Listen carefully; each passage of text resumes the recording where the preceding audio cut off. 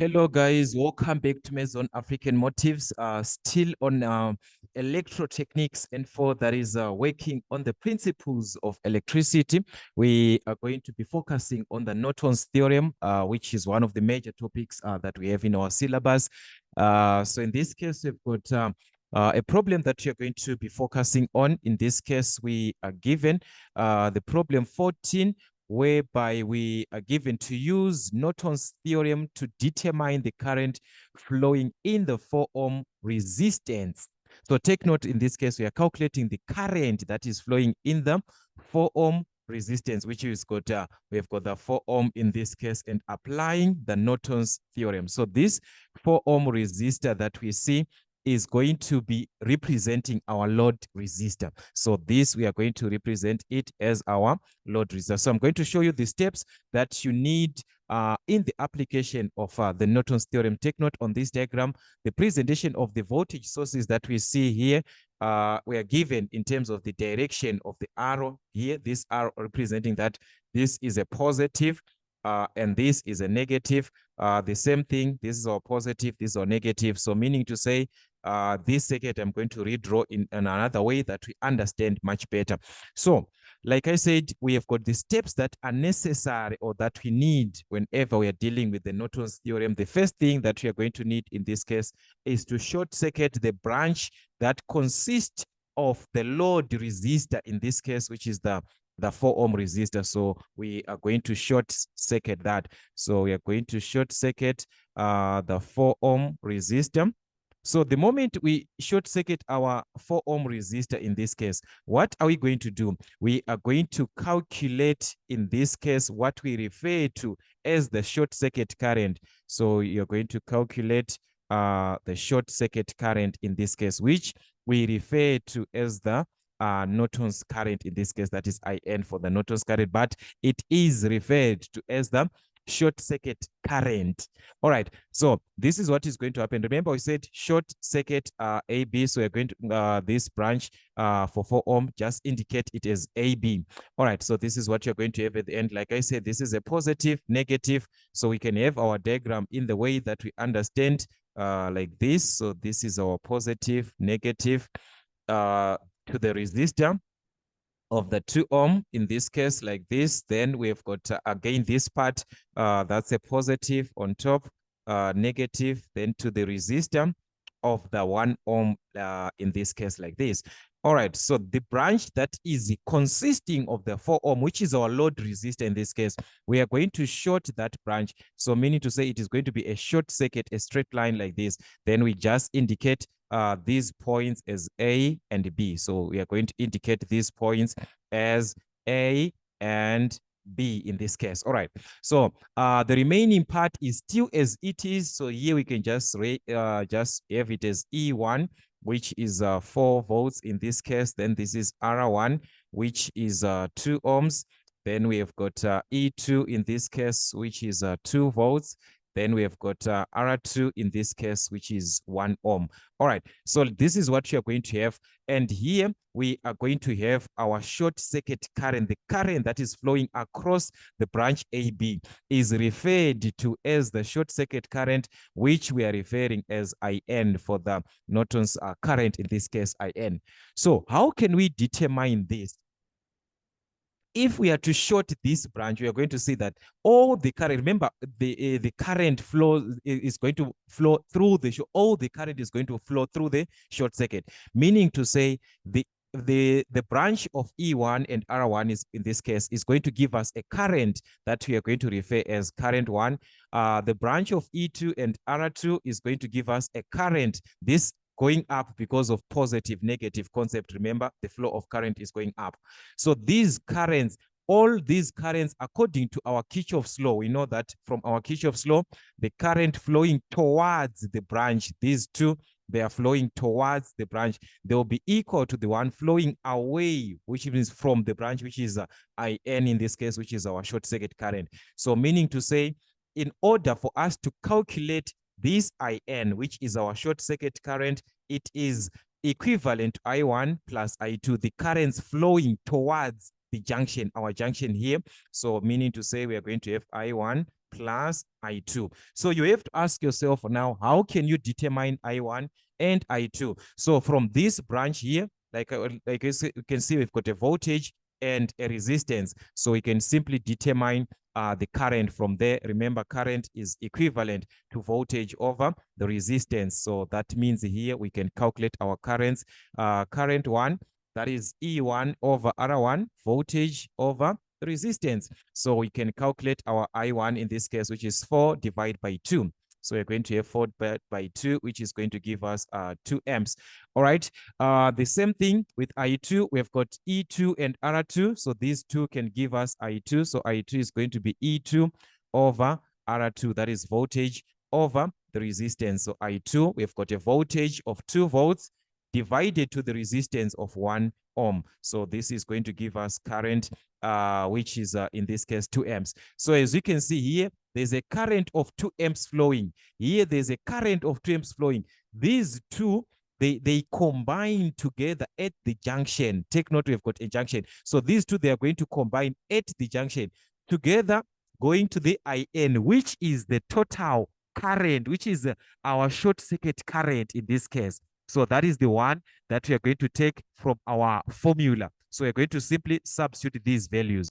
So substituting our values in this case, IN is going to be equal to, we've got, we said 2 and 2 I1, which is 2 amps plus 2 amps. So that means our IN is going to give us 4 amps, which is our short circuit current in this case. All right. So that is the first stage that we are going to have to calculate the short circuit current by short circuiting the branch that you're given, replace with AB as a branch like this. All right. Then the next stage that you're going to do is to remove. You're going to take note from your diagram. All right. This is our diagram here.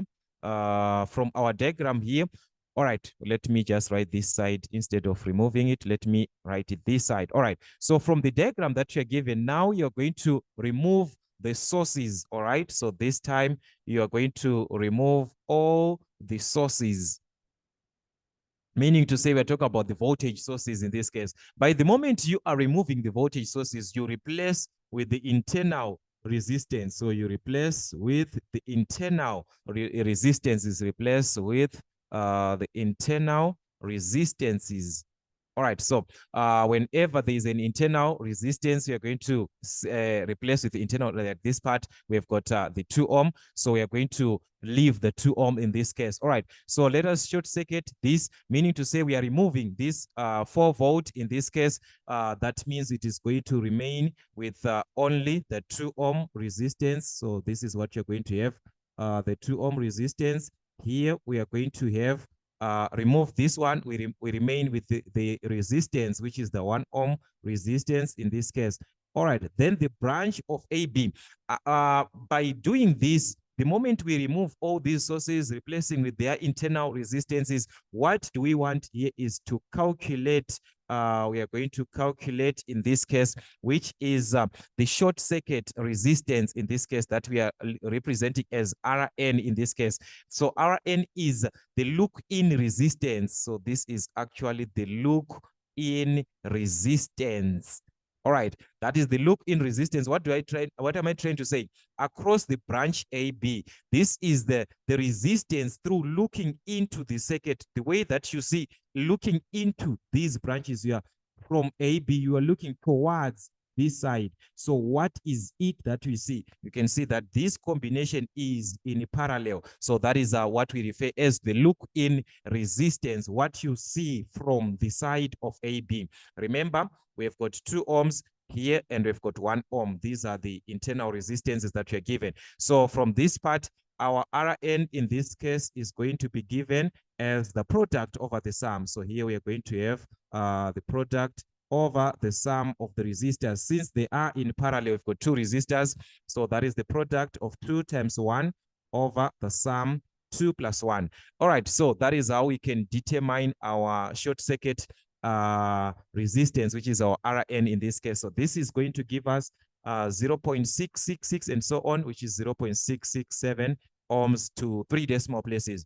Once you've calculated your Norton's resistance, and your Norton's current. In this case, like what we have, we've got our Norton's current, and we also have our Norton's resistance. We are going to use the equivalent circuit. So all this, just like on the Thevenin's theorem from our industrial electronics there, we use the equivalent circuit. So it's the same thing. We are going to have our equivalent circuit.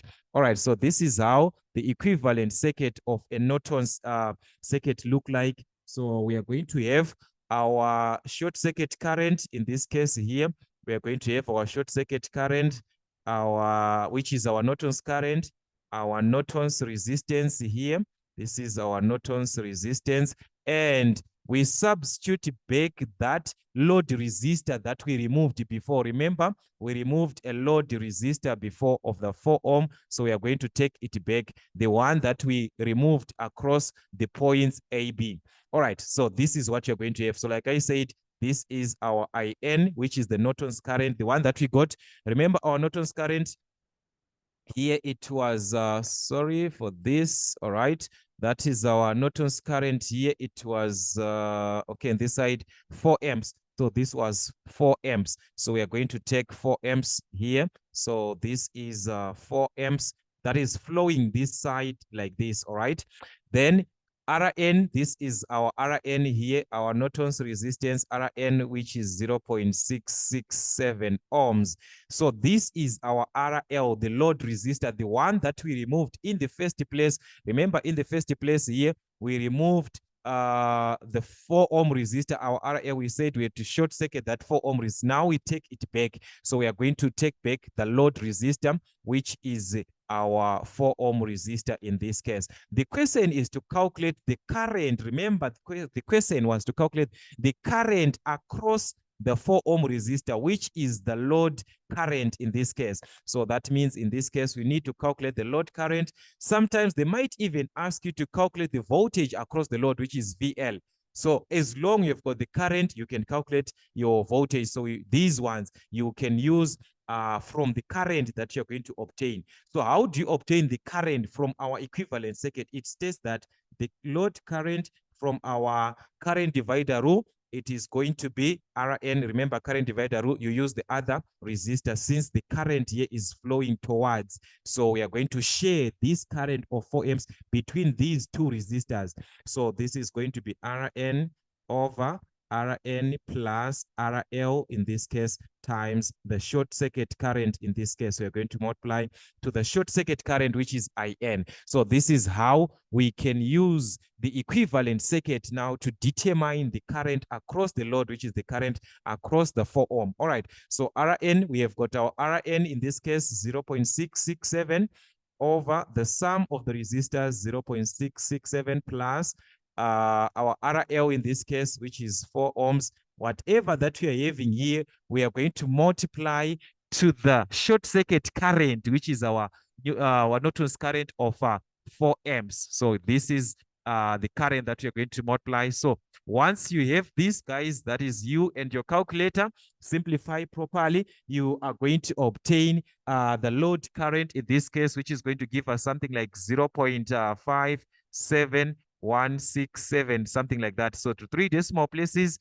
depending with the degree of accuracy that you're given on your question paper, but mostly to 3 decimal places, that will be 0.572 amps. So that is it. So like I said, sometimes they might even ask you, like, after calculating this, they might even ask you to calculate the voltage across the load, which is VL. Once you've got your IL in this case, which is the current across the load, and you've got the resistance across the load, that means we can calculate VL, because we know that voltage is current times resistance. So meaning to say VL is going to be IL times RL, whereby we calculated IL here, that's 0.572. So we're going to have 0.572 times RL, whereby RL is our load resistor of 4.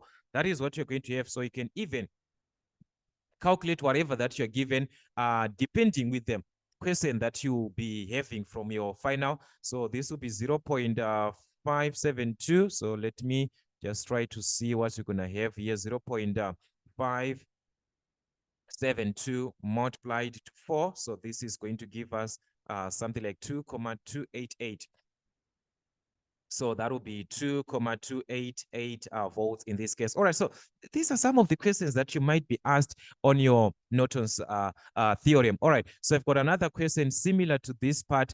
All that we have here is just a difference to say the flow of current, because this is not, it's all about how the current is, the voltages are given. I want you to see this part here. Determine the current in the 5 ohm resistance. All right, so the other part, hence this, I want to focus with the first part, which is to determine the current in the 5 ohm resistance. So it's the same, it's just a similar question, but if you check now the presentation that we have, the presentation that we have here is different in terms of our voltage sources. The first voltage here, this is our positive, this is a negative. Here, this is a negative, this is a positive. So this is going to affect us on the calculation of our short circuit current. All right, remember what we said, we are going to remove this part, that is we short circuit this part and replace with branch AB. All right, so we are going to have the first thing about the 5 ohm resistor. So remember, just like the previous part, the 5 ohm resistor, we remove that one, replace with the branches AB. All right, so I want you to see what you're going to have. So this is 4 volts. In this case, we've got a resistance of 0,5. So this one we can even write, we can even draw our resistance down. It's fine. What I want you to properly see are the voltages. This is a voltage. Take note, the negative is the one that is on top. So we've got our negative, then a positive like this. All right, then a resistor like this. All right. So this is what we're supposed to have with our branch AB in this case, where we are going to calculate our short circuit current. So this is where we are supposed to have our short circuit current across the branch AB. All right, remember this is 12 volts here, which is our E2. So this is 12 volts. That is our R2 in this case here. R2, which is 2 ohms. E1, which is 4 volts, this one. So this is 4 volts, and R1, which is 0,5 ohms. So if we check from the first branch, let us check from the first branch. This is a positive. It means the current is flowing from the positive, is flowing this way. This is the flow of current. So we are going to have our current I1 this way. This is our I1. Take note from our Kirchhoff's concept. We want to focus with our Kirchhoff's concept in this case. What does the Kirchhoff part actually give us? So if you check here, we are going to have I1 flowing this way. Then if we check from the second branch, what is happening? This is our positive, meaning the current is flowing this way from the positive going this way. So meaning to say the current is flowing in this direction. This is the flow of current. This is the direction. So this is where we are having our I2. And our IN is always this way. So this is where we are having our IN. So if you are to consider now, previously, what we said the current that flows towards the junction.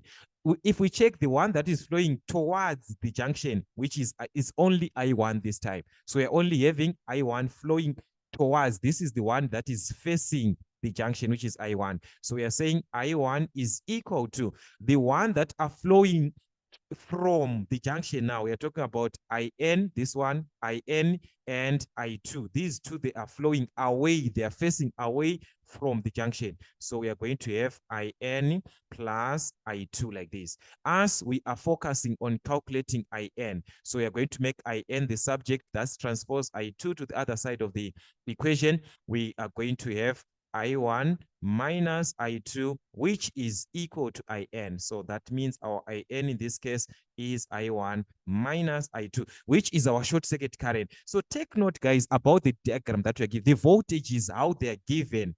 Take note that part, because it is going to help us. So as you can see, just like the previous part, you need to calculate I1, you need to calculate I2 from the voltages and resistance that we have. I1, we are going to obtain it from E1 over R1. This one is not going to change. That is E1, which is 4 volts divided by 0.5. So this is going to give us 8 amps. So we are going to obtain 8 amps in this case. All right, we do the same thing on I2. I2 is going to be E2 over R2. So that is E2 over R2. That is the voltage over current over resistance. Our voltage of 12 volts over the resistance of 2 ohms. That will be 6 amps in this case. So we've got I2. So remember from our formula, we are saying IN is equal to I1 minus I2. This time I1 being 8 amps minus I2 being 6 amps. So we are going to subtract these two. That will be IN is going to be 2 amps. So we've got our short circuit current of 2 amps in this case. So we've calculated IN by removing by short circuiting this branch, calculating so that we can calculate the short circuit current across the branch AB. Okay, according to the steps that we talked about from our Norton's theorem, we say the second thing is to remove all the sources now, replace with internal resistances. So we're going to have now replacement of the internal resistances in this case. So we are going to remove the sources. That means we are going to remain with 0.5 ohm. So here we are going to remain with the 0.5 ohm, 2 ohms. So we are going to remain here with 2 ohms. All right, so that will be 2 ohms like this. Then we calculate what we refer to as the look-in resistance across the branch AB, which is the one that we are referring as our Norton's current, which is the short circuit resistance in this case. So remember, this was 2 ohms and this was 0.5 ohms. So that means our RN, as we are looking in the diagram, we can see that these two, they are in parallel. So we're going to apply the product over sum. So that's product over sum, just like the previous part, 0.5 times 2 over the sum 0.5 plus 2. So that means our Rn in this case is going to give us something like 0.4. So we are going to obtain 0.4 ohms. All right, so like I said, once you've calculated your Rn and your IN in this case, which is the Norton's current and also the Norton's resistance, what we need now is the equivalent circuit that we are going to use to calculate the current across the 5 ohm resistor, which is our load resistor. So we are going to need the equivalent circuit in this case. All right, so let us have our equivalent circuit. Remember, I said the equivalent circuit is going to consist of the short circuit current, the Norton's resistance, which is our Rn in this case. Then we also need the one that we removed in the first place, which is our load resistor. So here we are going to replace back our load resistor between the branch AB. All right, so this is what you're going to have. Our IN in this case here, which is our short circuit current, the one that we calculated in the first place. Our short circuit current was 2 amps. So this is our Norton's current, which is 2 amps. So we are going to have this as 2 amps. All right. Then our Rn in this case from our Norton's resistance, that is 0.4. So we've got 0.4 ohms.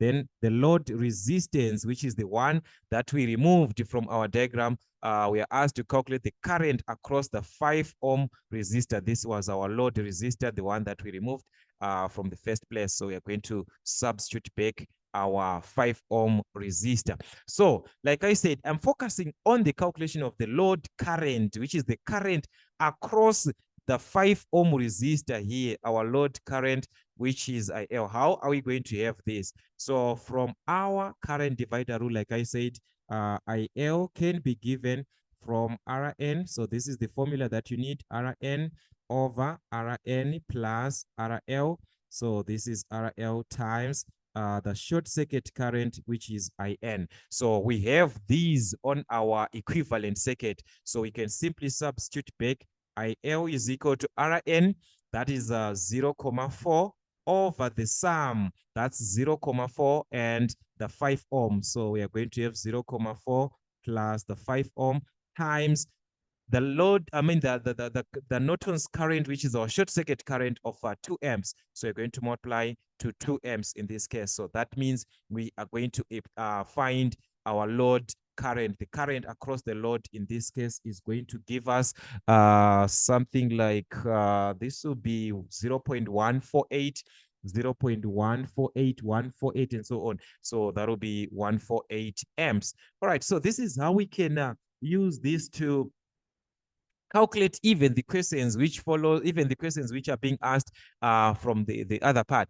But what is important is how can we calculate the load current from the equivalent circuit that you're given. So from this formula, from your equivalent circuit, what you need are the steps. All you need is to work on your steps. Know that first thing, to calculate the current, which is your short circuit current, IN.